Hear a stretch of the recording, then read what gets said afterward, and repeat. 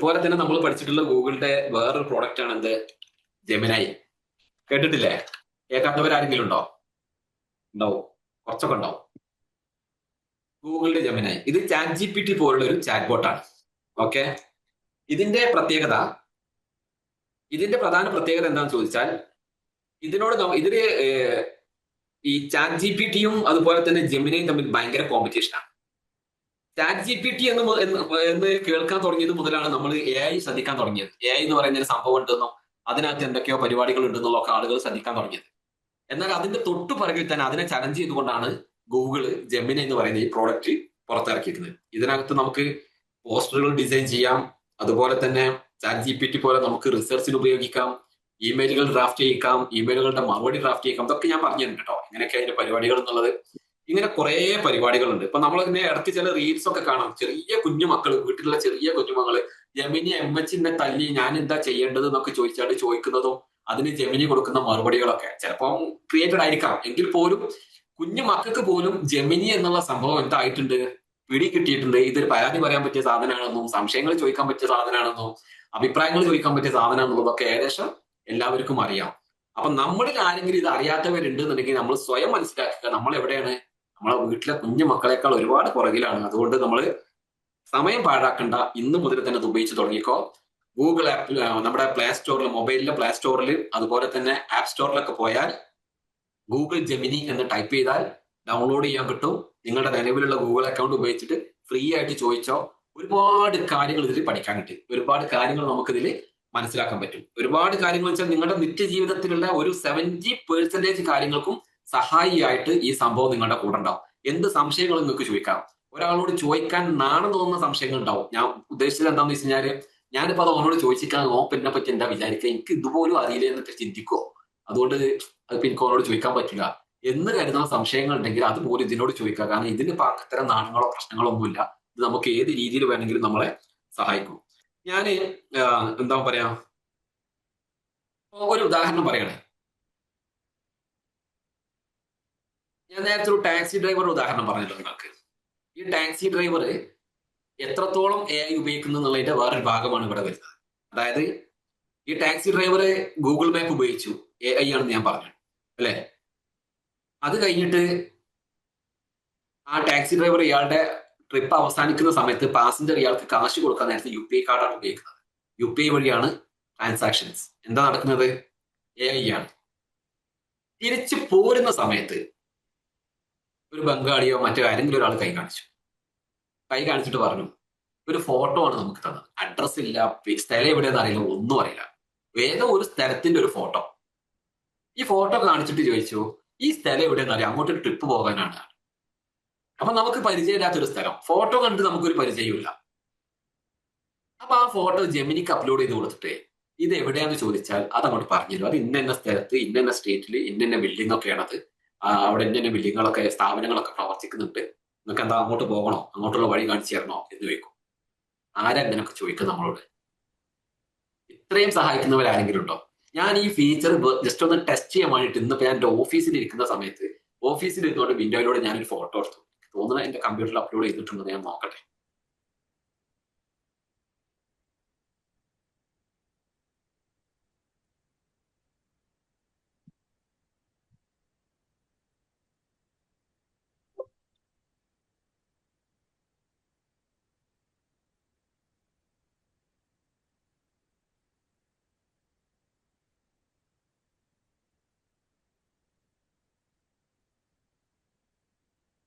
ഞാൻ ഓഫീസിന് പുറത്തുള്ള ഇത് കാണുന്നില്ലേ?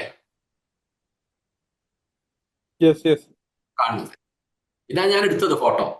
ഇതിനെ ഞാൻ വെറുതെ ഒന്ന് ജെമിനോട് ചോദിച്ചു, ഇത് എവിടെയാന്ന് ചോദിച്ചു. ഞാൻ അപ്പൊ എനിക്ക് കൃത്യമായിട്ട് മറുപടി കിട്ടിയിട്ടുണ്ട്. ഇവിടെ ചോദിക്കുമ്പോ എന്താ പറയാൻ എനിക്കറിയാം, നോക്കട്ടെ. എങ്ങനെ ചോദിക്കണ്ട, ഇംഗ്ലീഷിലോ മലയാളത്തിലോ? മലയാളത്തിൽ തന്നെ ചോദിക്കണം. ഇത് വോയിസ് ആയിട്ടും ചോദിക്കട്ടോ, നമുക്ക് നേരെ പറഞ്ഞുകൊണ്ട് ചോദിക്കാം. അതൊക്കെ ഞാൻ അടുത്ത ക്ലാസ്സിൽ കാണിച്ചു തരാം. ഇത് എവിടെയാണ് സ്ഥലം എന്ന് ചോദിച്ചു.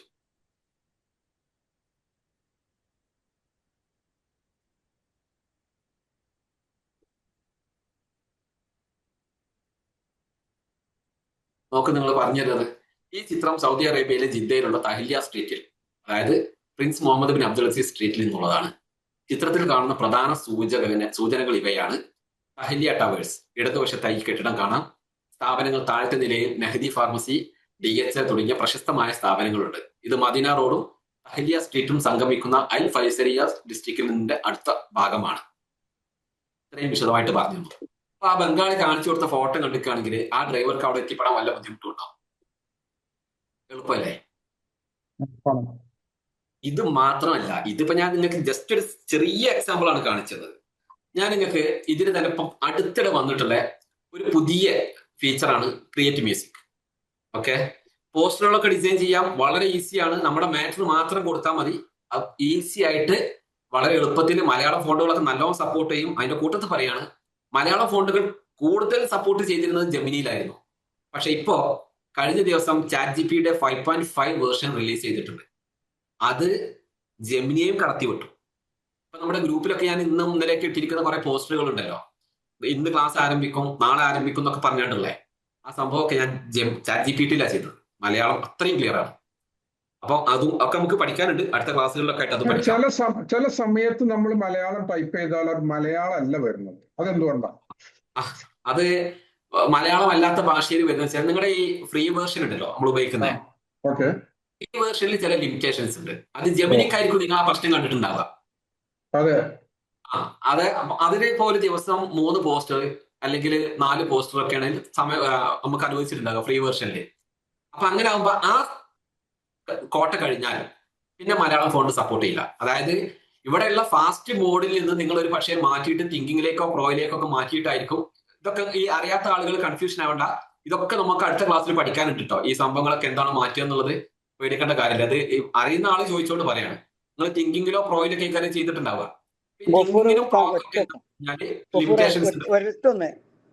നമ്മളെ നിങ്ങൾ പറഞ്ഞ ഇത് ChatGPT വേർഷൻ 5 മൊബൈൽ ആപ്പ് വന്നിക്കണോ? അത് അങ്ങനല്ല, ആപ്പായിട്ടില്ല. അത് ഉള്ളതിൽ തന്നെ അതിന്റെ മോഡൽ മാറി വരിക ചെയ്യാം. ഞാൻ കാണിച്ചു തരട്ടെ.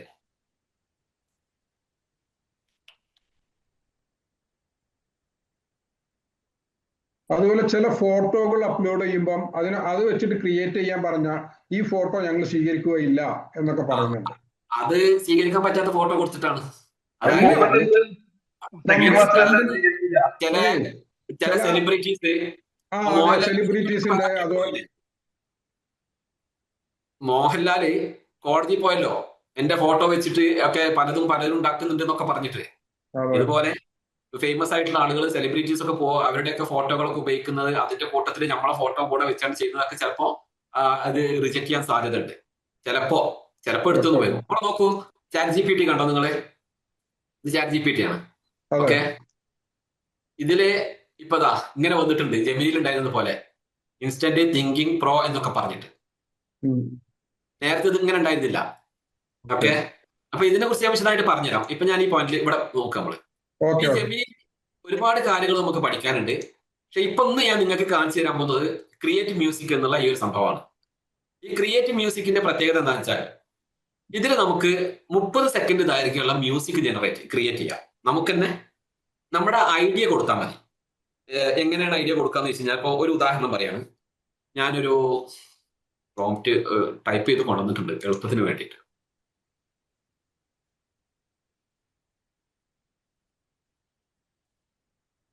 മെയ് 4-ാം തീയതിക്കുള്ള ഒരു പാട്ട് തന്നെ ആയിക്കോട്ടെ. അത് നിങ്ങൾ ഉണ്ടാക്കിക്കോളേ കേട്ടോ. ഞാൻ കൊടുക്കുന്ന ഒരു സംഭവം നോക്കൂ നിങ്ങള്. ഇത് നാളെ മുതൽ അങ്ങോട്ട് നിങ്ങൾക്ക് ഈസി ആയിട്ട് ചെയ്യാൻ പറ്റുന്ന സംഭവം കേട്ടോ.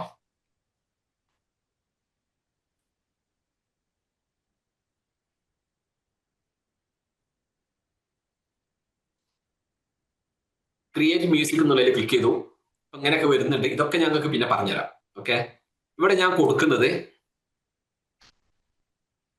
ഇവിടെ കൊടുത്തു, എന്റെ സുഹൃത്ത് രാജുവിന്റെയും സുനിതയുടെയും 3 വയസ്സുകാരിയായ മകൾ അമ്മുവിന്റെ ജന്മദിനമാണിന്ന്. അവൾക്ക് എന്റെയും കുടുംബത്തിന്റെയും ജന്മദിനാശംസകൾ നേർന്നുകൊണ്ട് ഇംഗ്ലീഷിൽ ഒരു മ്യൂസിക് നിർമ്മിക്കുക. ഇത് മലയാളം ആണെങ്കിൽ മലയാളം ആക്കാം, അറബി ആണെങ്കിൽ അറബി ആക്കാം, എങ്ങനെ വേണമെങ്കിലും ചെയ്യാം. ഓക്കെ, ഗാനത്തിൽ അവരുടെ പേരും ഉൾപ്പെടുത്തുക. നമുക്ക് ഒന്നും കൂടെ കൊടുക്കാം. അറ്റാച്ച് ചെയ്തിരിക്കുന്ന ചിത്രം നമുക്ക് അവരുടെ ഫോട്ടോയും അറ്റാച്ച് ചെയ്യാം. ചിത്രം ബാക്ക്ഗ്രൗണ്ടിൽ കൊടുക്കുക.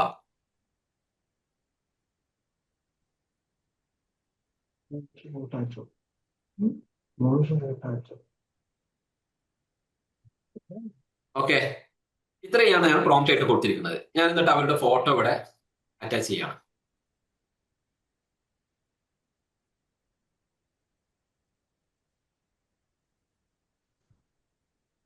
നിങ്ങളിപ്പോ അതിൽ ഫോട്ടോ ടൈപ്പ് ചെയ്തത് കാണണം. മലയാളത്തിലാണോ അതോ അല്ല മംഗ്ലീഷിൽ ടൈപ്പ് ചെയ്തതാണോ? അത് ഞാൻ മലയാളത്തിൽ തന്നെ ടൈപ്പ് ചെയ്തത്. ചെയ്ത ഇതാണ് മലയാളത്തിലാണ്. family photo. ഇത് തെറ്റിദ്ധരിക്കേണ്ട, ഇങ്ങനെ ഒരാളുകളൊന്നും ജനിച്ചിട്ടില്ല, ജീവിച്ചിരിക്കണമില്ല. നമ്മൾ AI ജനറേറ്റ് ചെയ്താണ് കേട്ടോ. അപ്പൊ നിങ്ങൾക്ക് തോന്നുന്നുണ്ടാവും ഇത് എങ്ങനെ ജനറേറ്റ് ചെയ്യാന്നുള്ളത്. അതൊക്കെ പഠിക്കാനുണ്ട്. ഇത് മാത്രമല്ല, ഇവരെ കൊണ്ട് വീഡിയോ ആക്കുന്നതൊക്കെ പഠിക്കാനുണ്ട് നമുക്ക്. ഓക്കെ, ഇതാ നോക്കൂ, ഞാൻ ഈ ഫാമിലി ഫോട്ടോ ആണ് ഇവിടെ അറ്റാച്ച് ചെയ്ത് കൊടുക്കുന്നത്. എന്നിട്ട് പറഞ്ഞു, എന്റെ സുഹൃത്ത് രാജുവിന്റെയും സുനിതയുടെയും 3 വയസ്സുകാരിയായ മകൾ അമ്മുവിന്റെ ജന്മദിനമാണിന്ന്. അവൾക്ക് എന്റെയും കുടുംബത്തിന്റെയും ജന്മദിനാശംസകൾ നേർന്നുകൊണ്ട് ഇംഗ്ലീഷ് ഒരു മ്യൂസിക് നിർമ്മിക്കുക. ഗാനത്തിൽ അവരുടെ പേരും ഉൾപ്പെടുത്തുക. അറ്റാച്ച് ചെയ്തിരിക്കുന്ന ചിത്രം പശ്ചാത്തലത്തിൽ കൊടുക്കണം. ഇത്രയും പറഞ്ഞിട്ടുള്ളൂ. കൊടുത്തു. കുറച്ചേരം ഒന്ന് കാത്തിരിക്കണം. അത് നമ്മുടെ ഇന്റർനെറ്റിന്റെ സ്പീഡും ഒക്കെ അനുസരിച്ചുണ്ടാവും. അതൊക്കെ ഒന്ന് നോക്കിയിട്ട് അതങ്ങനെ പിന്നെ 30 സെക്കൻഡ് ട്രാക്ക് ഇങ്ങനെ ജനറേറ്റ് ചെയ്യുന്ന അതിന്റെ സ്റ്റാറ്റസ് ഒക്കെ ഇവിടെ കാണിക്കുന്നുണ്ട്. ഈ പ്രോംപ്റ്റ് ഇംഗ്ലീഷിലും കൊടുക്കാം കേട്ടോ. നേരത്തെ ആരോ ടൈപ്പ് ചെയ്യുന്നതിനെ കുറിച്ച് ചോദിച്ചല്ലോ, എങ്ങനെയാണ് ടൈപ്പ് ചെയ്യുന്നത് അല്ലെ? അത് മലയാളം കീബോർഡ് പിന്നെ ഇതിൽ എനേബിൾ ചെയ്താൽ, വിൻഡോസിന് എനേബിൾ ചെയ്താൽ ചെയ്യാൻ പറ്റും. അത് പക്ഷേ മലയാളം ടൈപ്പ് റൈറ്റിംഗ് അറിയുന്നവർക്കേ കഴിയുള്ളൂ. ആദ്യം മലയാളം ടൈപ്പ് റൈറ്റിംഗ് അറിയണം. അതായത് എ അടിച്ചാൽ ആ അല്ല വരിക, കെ അടിച്ചാൽ ക വരുന്നതല്ല. അങ്ങനത്തെ കീബോർഡ് വേറെ ഉണ്ട്. ഇത് നമ്മൾ സാധാരണ പണ്ടൊക്കെ ടൈപ്പ് റൈറ്റിംഗ് ഉണ്ടായിരുന്നല്ലോ, ടൈപ്പ് റൈറ്ററിലെ ടൈപ്പ് റൈറ്റിംഗ് പഠിക്കുന്നത് ISM എന്നൊക്കെ പറയും. ആ ഫോർമാറ്റിൽ പഠിച്ചവർക്ക് ചെയ്യാൻ എളുപ്പമാണ്. അല്ലെങ്കിൽ പിന്നെ മംഗ്ലീഷിൽ അടിച്ചിട്ട് മലയാളം വരുന്നതൊക്കെ ഉണ്ട്. ഗൂഗിളിന്റെ തന്നെ ടൂൾ ഉണ്ട്, അതൊക്കെ ഉപയോഗിച്ചാൽ മതി. ഗൂഗിളിൽ മലയാളം ടൈപ്പിംഗ് അടിച്ചാല് അതെ. ഒരു ഇത് കിട്ടും. അതിൽ നമ്മൾ മംഗ്ലീഷിൽ അടിച്ചാൽ മതി, അപ്പൊ മലയാളമായി വരും. അത് ഇവിടെ പേസ്റ്റ് ചെയ്താൽ മതി, അവിടുന്ന് കോപ്പി ചെയ്തിട്ട്. യെസ്, ഇവിടെ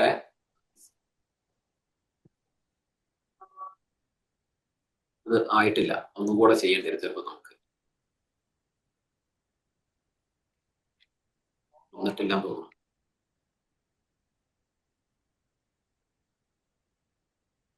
അതിന് വേറൊരു ഇതെടുത്തിട്ട് ഒന്നുകൂടെ ചെയ്തോട്ടെ. ഫോട്ടോ അറ്റാച്ച് ചെയ്യാം.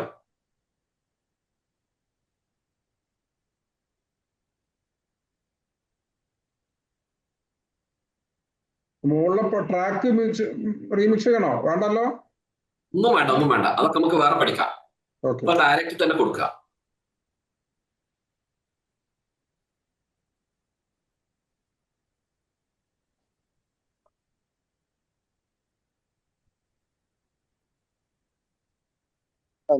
നിത്യജീവിതത്തിൽ ഏറ്റവും ഉപകാരപ്പെടുന്നതാണ് ജെമിനി. പറഞ്ഞുതരാം. ഈ സാധനം നിങ്ങൾക്ക് എങ്ങനെയൊക്കെ ഉപയോഗിക്കാന്ന് അറിയാം. ഒന്ന്, ഇതേപോലെയുള്ള ഫാമിലി നമ്മുടെ ആർക്കെങ്കിലും ഒക്കെ ബർത്ത്ഡേ, അതല്ലെങ്കിൽ അവരുടെ വെഡിങ് ആനിവേഴ്സറി പോലുള്ള സംഭവങ്ങളൊക്കെ കൊടുക്കാം. ടീച്ചേഴ്സിനെ സംബന്ധിച്ചിടത്തോളം സ്റ്റുഡൻസിന്റെ ബർത്ത്ഡേക്ക് അവരുടെയൊക്കെ പാരന്റ്സിനെയും സ്റ്റുഡൻസിനെയും ഒക്കെ സർപ്രൈസ് ചെയ്യിച്ചോണ്ട് ഇതുവരെ ആരും കൊടുക്കാത്താണ് മേ കൊടുത്ത നാളെ മുതൽ തന്നെ. ഒരുപാട് ടീച്ചേഴ്സ് ഇതിനകത്തുണ്ട് നമ്മുടെ ക്ലാസ്സിൽ, അതുകൊണ്ട് പറയാം.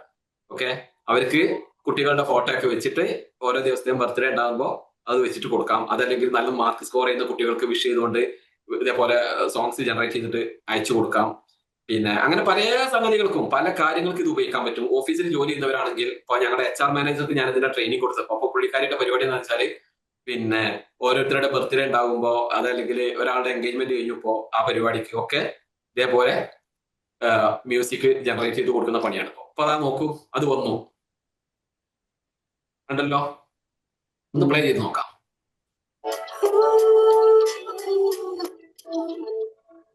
Three candles blooming in the golden light.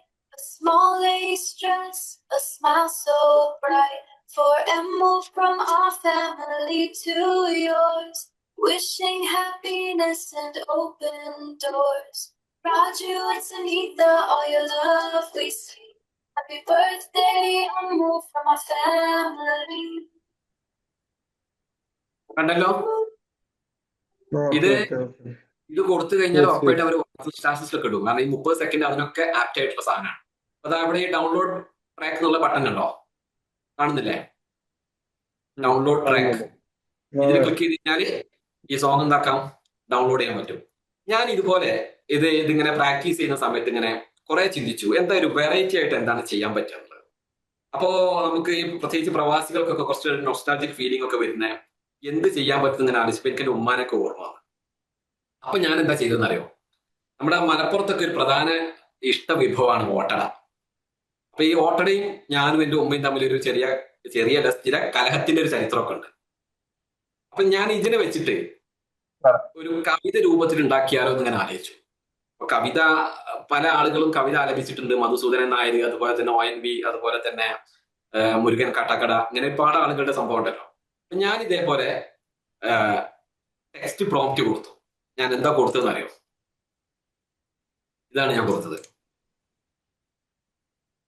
ഓട്ടടയെ കുറിച്ചുള്ള കവിത. ഓട്ടടയെ കുറിച്ചുള്ള ഒരു കവിത ഉണ്ടാക്കാൻ. ഓക്കെ, ആ കവിത ഭയങ്കര സംഭവമായിരുന്നു. എനിക്ക് തോന്നിയതാട്ടോ, എല്ലാവർക്കും അങ്ങനെ തോന്നുമെന്ന് അറിയില്ല. ഒരു ചിത്രം ഒന്നും ഞാൻ അറ്റാച്ച് ചെയ്തിട്ടില്ല. ഞാൻ കൊടുത്തത് ഇതാണ്: മലപ്പുറത്തെ ഇഷ്ട ഭക്ഷണ വിഭവമാണ് ഓട്ടട. അരി ഇടിച്ച് പൊടിച്ച് വറുത്ത് വെള്ളം ഒഴിച്ച് കലക്കിയാണ് അതിന്റെ മാവ് തയ്യാറാക്കുന്നത്. എനിക്ക് അത്രേ അറിയുള്ളൂ. പിന്നെയാണ് അറിഞ്ഞത് അതിന് പിന്നെ അരി വറക്കണ്ട എന്നുള്ളതൊക്കെ. പക്ഷെ സംഭവം ക്രിയേറ്റ് ചെയ്തു പോയി. ചിരകിയ തേങ്ങയും അരിഞ്ഞിട്ട ചുവന്നുള്ളിയും അതിന് രുചി വർദ്ധിപ്പിക്കും. മത്തിക്കറിയോ ബീഫ് കറിയോ കൂടെ ഉണ്ടെങ്കിൽ പിന്നെ മറ്റൊന്നും വേണ്ട. മൺചട്ടിയിൽ ചുട്ടെടുക്കുന്ന ഈ വിഭവം ആരോഗ്യകരമായ ഒരു ഭക്ഷണമാണ്. ഇതിനെക്കുറിച്ച് മുരുകൻ കാട്ടക്കടയുടെ ആലാപന ശൈലിയിൽ ഒരു കവിത നിർമ്മിക്കുക. ഇതാ ഞാൻ കൊടുത്തത്. ആ സാധനം എനിക്ക് കിട്ടി. ഞാൻ അത് കാണിച്ചു തരാം. ഞാൻ ഇപ്പം ജനറേറ്റ് ചെയ്യാൻ നിൽക്കുന്നില്ല. നമ്മളെ സമയം ഒരുപാട് വൈകിട്ടുണ്ട്. അതുകൊണ്ട് നമ്മളത് ചെയ്തു വെച്ചതുണ്ട്.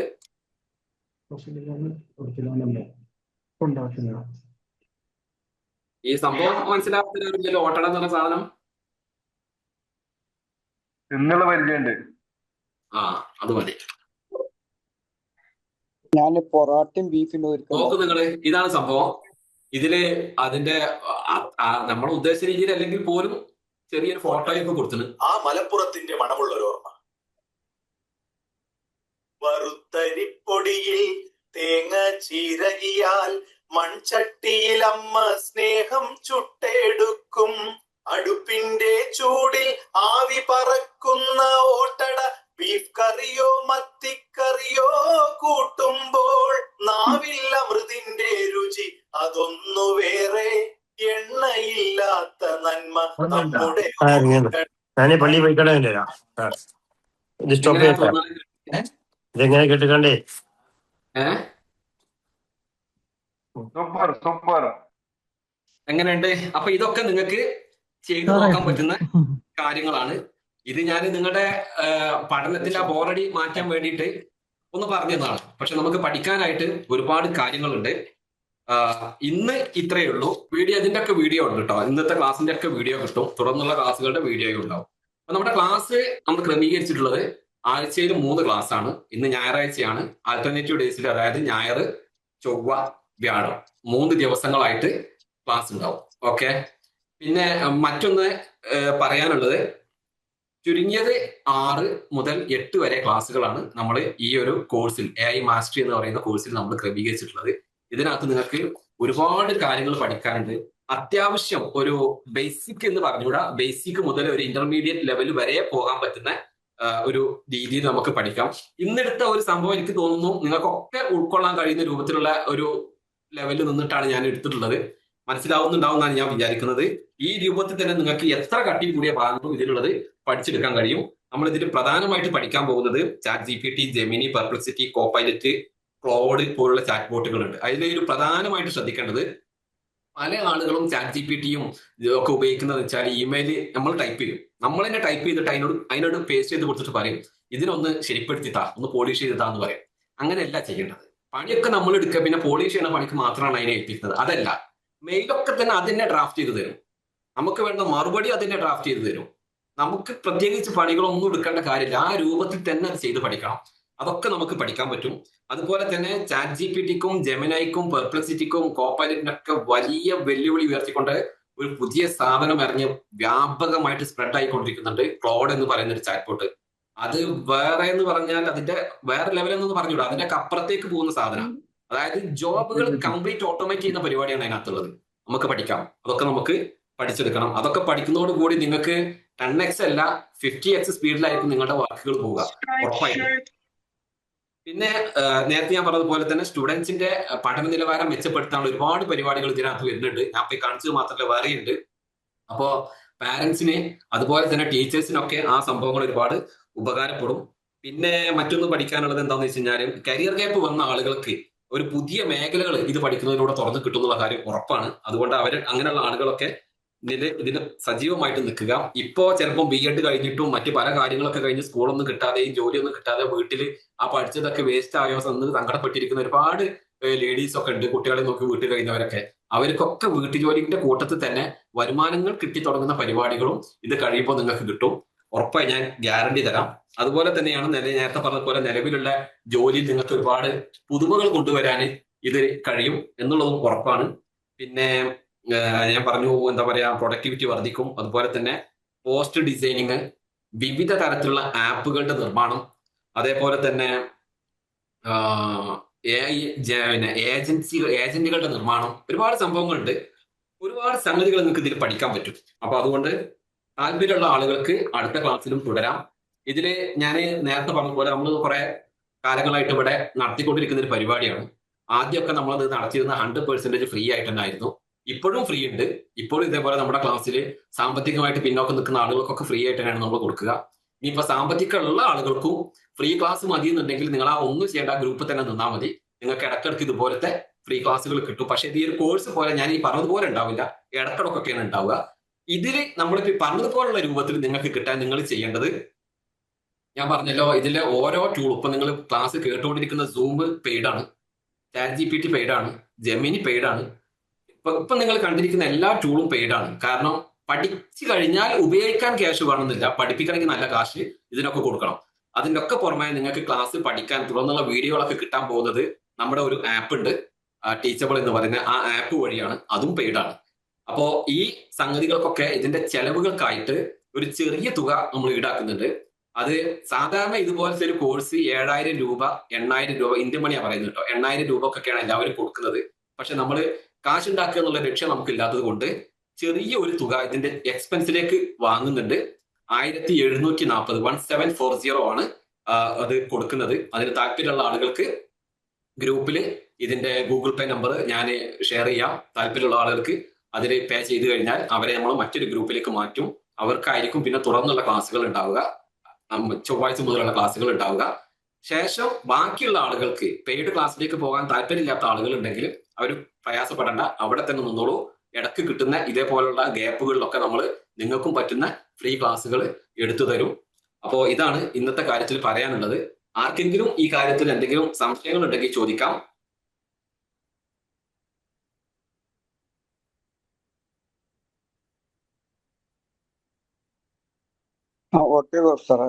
സമയം തന്നെയല്ലേ? സമയം ഇതേ സമയം തന്നെയല്ലേ? അനുവർ നാട്ടിലാണ്, അതുകൊണ്ടാ ചോദ്യം. അതെ, ഇവിടെ 11 കളിയായി.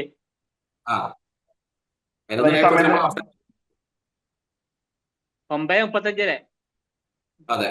ഇന്നത്തെ ക്ലാസ്സിന്റെ റെക്കോർഡ് ചെയ്തിട്ടുണ്ടോ? ഇന്നത്തെ ക്ലാസ്സിന്റെ റെക്കോർഡ് ഉണ്ടാവും, വീഡിയോ റെക്കോർഡ് തരും. ഇന്ന് കിട്ടൂല, നാളത്തേക്ക് മതി കിട്ടണം.